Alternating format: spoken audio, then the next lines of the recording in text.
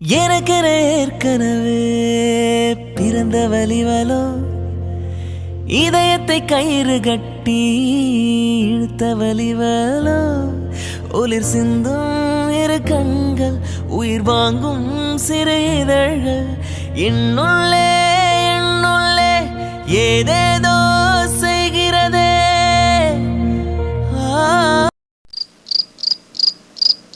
அம்மு, கொஞ்சம் கூட கண்ணே முழிக்க மாட்டேன்ற அம்மு. எனக்கு வேற ரொம்ப பயமா இருக்கு. இப்போ உன் அண்ணாக்கு நான் என்னடி பதில் சொல்ல போறேன்? என்னை நம்பிதான் உன்னை அனுப்பி விட்டான். இப்போ உனக்கு எதுவும் ஆகக்கூடாது. உனக்கு ஏதாச்சும்னா சத்தியமா என்னால் தாங்கிக்கவே முடியாது அம்மு. நீ இல்லாத லைஃப் என்னால் நினைச்சு கூட பார்க்க முடியல. எப்பவா இருந்தாலும் கண்டிப்பா உன் கோபம் மாறும்னு எனக்கு தெரியும். உன் மனசுல நான் தான் இருக்கேன்னு எனக்கு தெரியும். என்னோட மனசுலயும் நீ மட்டும்தான் அம்மா இருக்க. உனக்கு ஏதாச்சும்னா சத்தியமா என்னால தாங்கிக்கவே முடியாதுடி. எப்பவும் நீ நல்லா இருக்கணும். எப்படியும் வீட்டில் எல்லாரும் தூங்கியிருப்பாங்க, தூங்கியிருக்கணும். உனக்கு நடந்தது யாருக்குமே தெரியக்கூடாது. வீட்டில் எல்லாம் தெரிஞ்சா கண்டிப்பாக உன்னை தாண்டி திட்டுவாங்க. உன்னை அத்தனை முறை வேண்டாம் வேண்டாம்னு எல்லாருமே சொன்னாங்க. சொல்கிற பேச்சு கேட்காம நீ வந்தன, இதுக்கும் நீ தான் திட்டு வாங்குவ. உன்னை யார்கிட்டேயும் என்னால் திட்டு வாங்க வைக்க முடியாது. சரி, யாரும் இருக்க மாட்டாங்க, பார்க்கலாம். கண்ணில் ஒரு துளி நீர் மெல்ல கழன்று விழுவது, விண்ணில் ஒரு விண்ணி சற்று விசும்பி அழுவது. என்னாச்சு? இவன் கையில தூக்கிட்டு போறான்.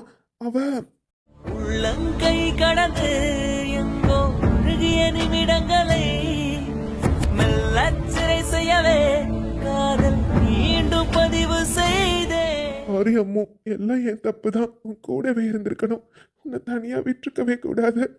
Sorry Ammu, I'm sorry. I love you Ammu, I love you so much. Surya, Surya, ஆ கார்த்தி, என்னாச்சுடா? ஏன் ஒரு மாதிரி இருக்க? எதுக்கு அவளை தூக்கிட்டு வந்த? கயல், அவ தூங்குறா மச்சான். அவ தூங்கட்டும், டிஸ்டர்ப் பண்ண வேண்டாம். நீ வெளியே வா, நான் சொல்றேன். என்னடா ஆச்சு?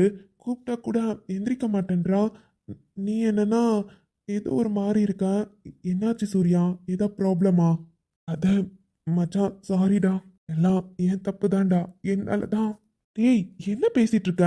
எனக்கு ஒண்ணுமே புரியல. முதல்ல என்ன நடந்துச்சுன்னு சொல்லு. அவ தூங்கட்டும்டா, நீ வெளியே வா, நான் சொல்றேன். ம், சரி, வா.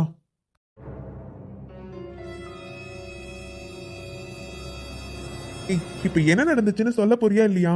எதுக்காக இப்படி மூஞ்சி வச்சிருக்க? என்னாச்சு சூர்யா? ஏதாச்சும் பிரச்சனையா? ஆமா கார்த்தி, எல்லாம் என்னாலதான். நான் தான் கொஞ்சம் கேர்ஃபுல்லா இருந்திருக்கணும். கேர்லெஸ்ஸா இருந்துட்டேன்டா. என்னடா சொல்லிட்டு இருக்க சூர்யா? என்னாச்சு? அது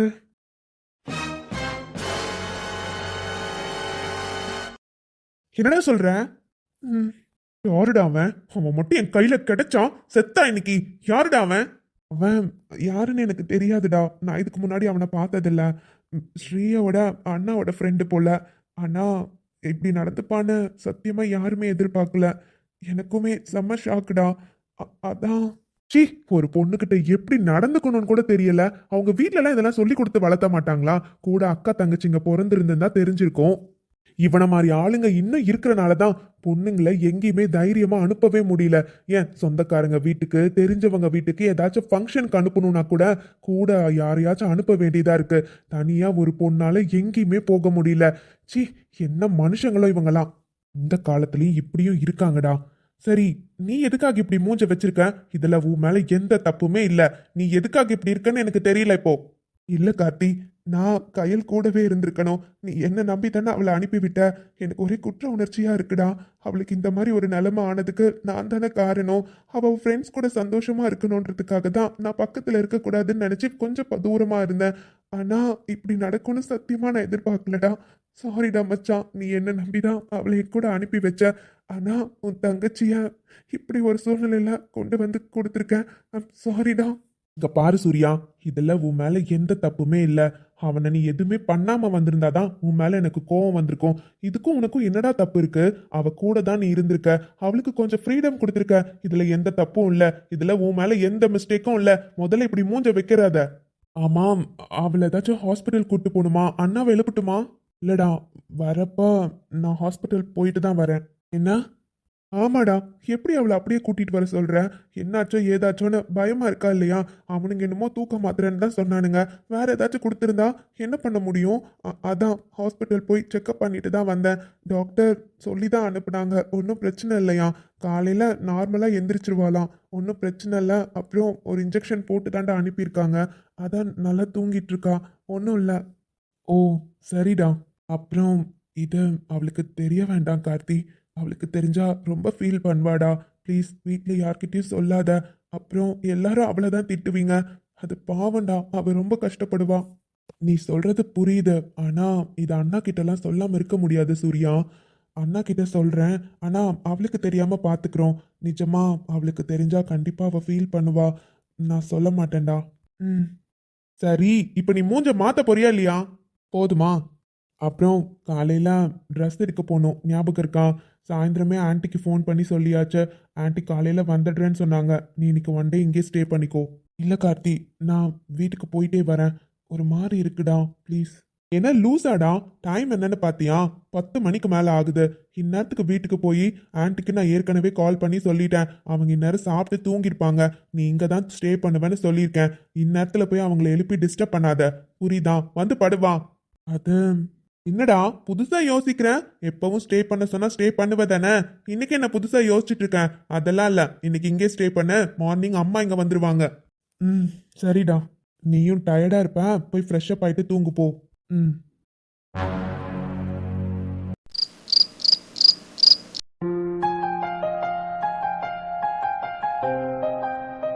இவர் இன்னும் தூங்கலையா? என்னாச்சு இவரு இப்படி உட்காந்துருக்காரு? என்னங்க? என்ன அனிதா? என்னவா? இங்க டைம் என்னன்னு தெரியுமா? நான் ரெஸ்ட் ரூம் போயிட்டு வரதுக்குள்ள தூங்கிடுவீங்கன்னு நினைச்சேன். நான் போய் ஃப்ரெஷ் அப் ஆயிட்டே வந்துட்டேன். இன்னும் தூங்காமே இருக்கீங்க. என்னாச்சு? கயல் இன்னும் வரலையா என்ன? அண்ணா கிளம்பிட்டதா சொன்னாருன்னு சொன்னீங்க. அனிதா, இங்க வந்து உட்காரேன். என்ன? என்ன அனிதா, வந்து உட்காருன்னு சொல்றேன். சும்மா நின்னுட்டே இருக்க. இங்க வந்து உட்காரு. நான் கொஞ்சம் கிட்ட பேசணும். ம், உட்காந்தாச்சு. சொல்லுங்க, என்னாச்சு? ஏன் டல்லா இருக்கீங்க? கயல் வந்துட்டா தானே? ஆ, கையல் வந்துட்டா. ஆனா ஆனானா? புரியல. அது நான் வெளியே தானே அனிதா நின்னுட்டு இருந்தேன். கையில சூர்யா தூக்கிட்டு வந்தான். என்ன சொல்றீங்க? தூக்கிட்டு வந்தாரா? அவளுக்கு என்னாச்சு? அது பார்ட்டில.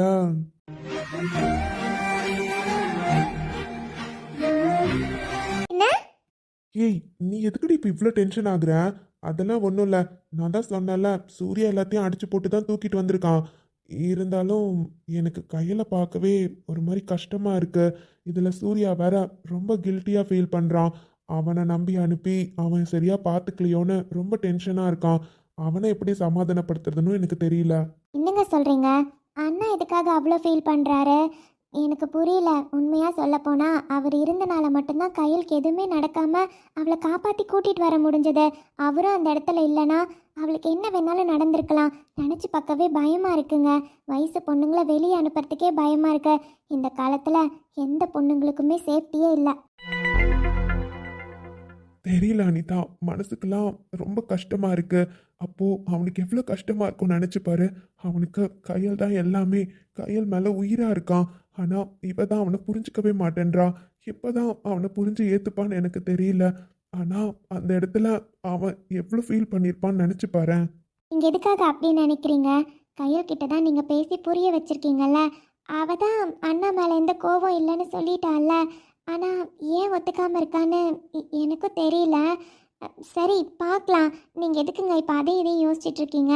அதான் அவளுக்கு எதுவும் ஆகலைல்ல. சூர்யா அண்ணா இப்போ ஓகேவா? அவனையே கஷ்டப்பட்டு சமாதானப்படுத்திட்டு தான் வந்திருக்கேன். அவன் கில்ட்டியாக ஃபீல் பண்ணுறான் அனிதா.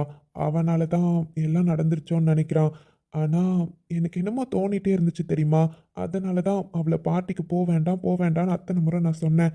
என் பேச்சு எங்கே கேட்குறா? சரி விடுங்க. அந்த பொண்ணு ரொம்ப க்ளோஸ் ஃப்ரெண்ட் தானே. நம்ம வீட்டுக்கெல்லாம் வந்திருக்கான்னு சொல்கிறீங்க. இவளும் அவங்க வீட்டுக்கெல்லாம் போயிருக்கான்னு சொல்கிறீங்க. அப்புறம் என்ன? சரி, இப்போ எதுக்கு அதையே யோசிச்சுட்டு இருக்கீங்க? நான் கண்டிப்பாக காலையில் கையில் பார்த்து பேசுகிறேன். நீங்கள் எதையும் ஒரி பண்ணாதீங்க. ஏய், இதை பற்றிலாம் நீ எதுவும் கையில் கிட்ட பேசாத. நீ வேற, அவன் வேற ஸ்ட்ரிக்டாக சொல்லியிருக்கான். கையலுக்கு எந்த விஷயமும் தெரிய வேண்டாம். அவளுக்கு ஜூஸ் குடிச்ச வரையும் தான் ஞாபகம் இருக்கும். அதுக்கப்புறம் எதுவுமே அவளுக்கு தெரியாது. சொல்லாதடா, அவள் ரொம்ப ஃபீல் பண்ணுவான்னு சொல்கிறான். ஆமாம் அனிதா, அவளுக்கு தெரிஞ்சா ரொம்ப ஃபீல் பண்ணுவா. வேண்டாம்.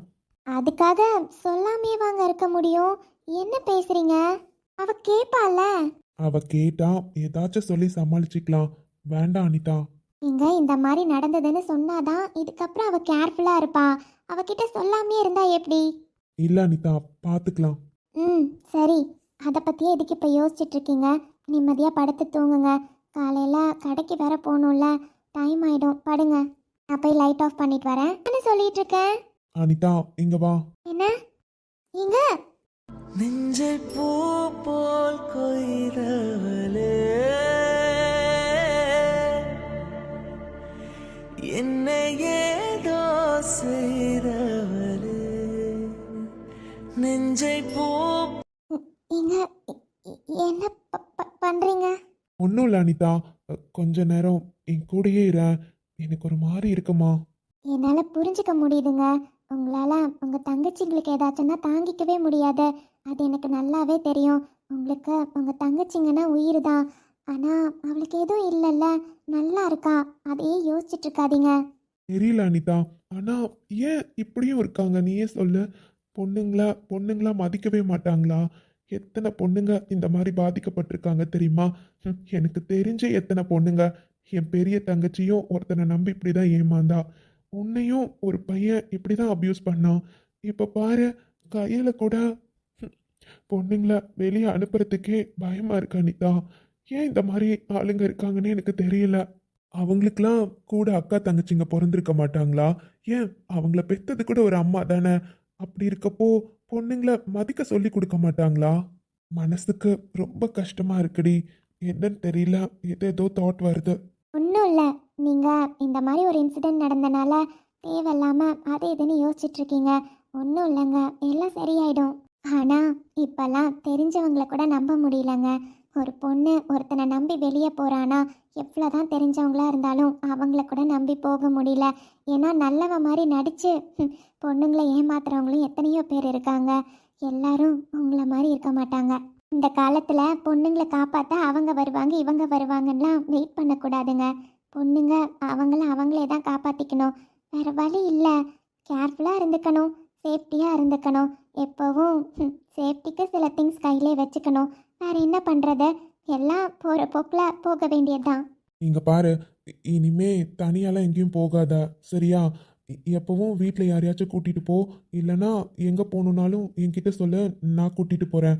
எப்பவும் இனிமே தனியாலாம் போகாத அனிதா. அதுக்கப்புறம் உன் தங்கச்சிக்கிட்டேயும் சொல்லுவேயே, சும்மா எங்கே போகணுன்னாலும் கேப் புக் பண்ணி போயிட்டே இருக்கா. அதெல்லாம் ஒன்றும் வேண்டாம். கேப் புக் பண்ணி போகிறதெல்லாம் சேஃப்டியே இல்லை. அதனால் அவகிட்ட சொல்லி வை. என்னங்க ஆச்சு உங்களுக்கு? எல்லாரையும் தப்பாக நினைக்கக்கூடாதுங்க. நல்லவங்களும் இருக்காங்க. ஆனால் நம்மளை நம்ம சேஃப்டியாக வச்சுக்கணும், அவ்வளோதான். அவள் நல்லா கேர்ஃபுல்லாக தான் இருப்பாள். நீங்கள் கவலைப்படவே வேண்டாம். எப்போவும் என் தங்கச்சிக்கு அதெல்லாம் நான் சொல்லி கொடுத்து தான் வளர்த்துருக்கேன். அதனால் அவள் ரொம்ப கேர்ஃபுல்லாக தான் இருப்பாள். உங்களுக்கு ஒன்று தெரியுமா? அவள் கேபில் போகிறான்னு நீங்கள் சொல்கிறீங்க. ஆனால் இப்போ வரையும் அவள் எப்போ கேப் புக் பண்ணாலும் எனக்கு மெசேஜ் பண்ணிடுவா. எனக்கு அவள் கேபில் ஏறுறதுலேருந்து லைவ் லொக்கேஷன் சென்ட் பண்ணிடுவா. அவள் வீட்டுக்கு போய் ரீச் ஆகிற வரையும் நான் லைவ் லொக்கேஷன் பார்த்துட்டு தான் இருப்பேன். ஏதாச்சும் ஒரு ப்ராப்ளம்னா பார்த்துப்போங்க, நீங்கள் கவலைப்படாதீங்க. சரிதான், இருந்தாலும் கேர்ஃபுல்லாக இருக்க சொல்லு. சரி, நான் பார்த்துக்கிறேன். இப்போ அதையே நினச்சிட்டு இருக்கனால தான் என்னென்னமோ தாட் உங்களுக்கு வருது.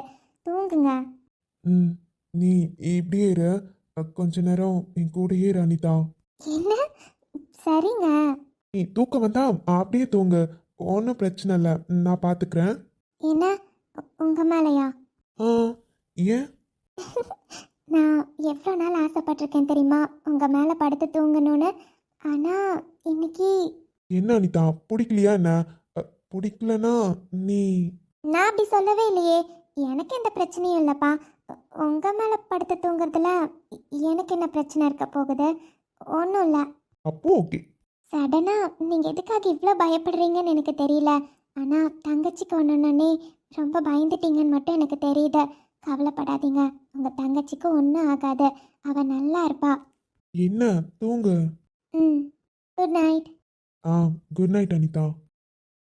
பாதி நீயே என் பாதி நீயே,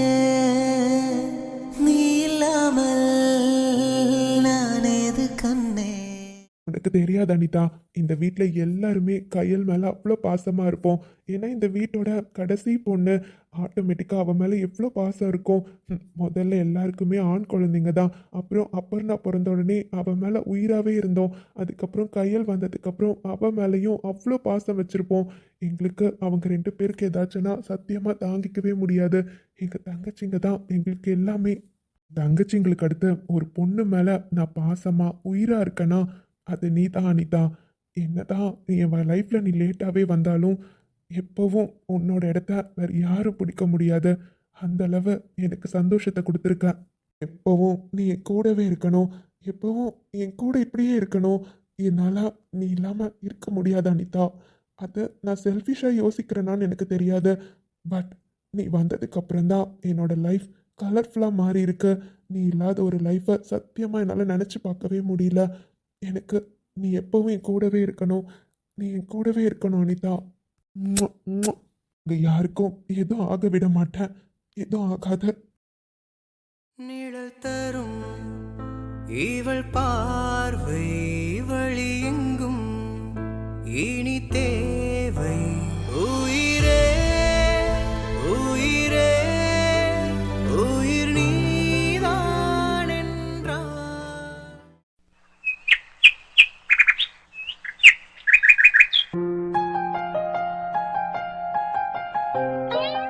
என்னாச்சு? கையில் என்ன எந்திரிக்கல? இன்னும் தூங்கிட்டே இருக்கா? 9 மணி ஆக போகுதே. கீழே வர அத்தை இன்னும் இவ வரலன்னு கேட்டுட்டே இருக்காங்க. ரொம்ப டயர்டா இருக்கா போல. எழுப்பலாமா?